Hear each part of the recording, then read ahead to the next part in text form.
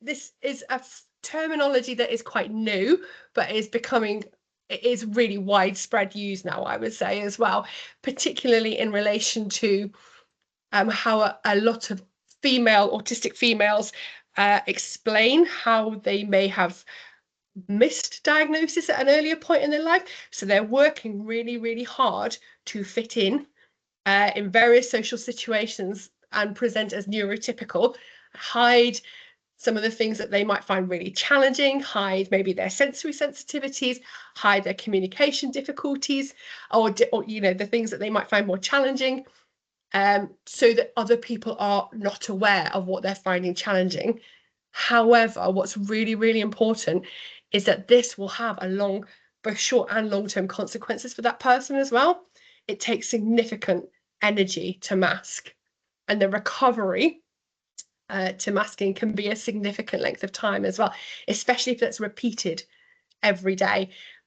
Sometimes people don't know how to if you've spent a day at work and you are masking, what they need to do when they get home to recover that energy. They don't have that strategy in place. So sometimes it's about thinking about that with a person.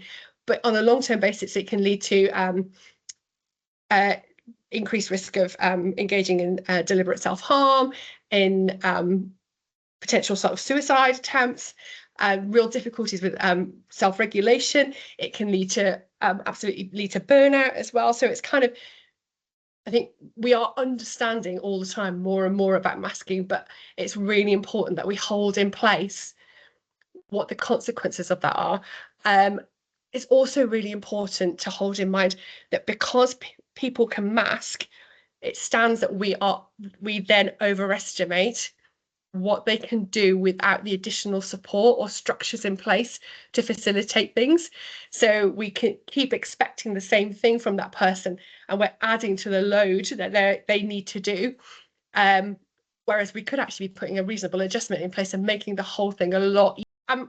This is a terminology that is quite new, but it is really widespread use now, I would say, as well, particularly in relation to how a lot of autistic females explain how they may have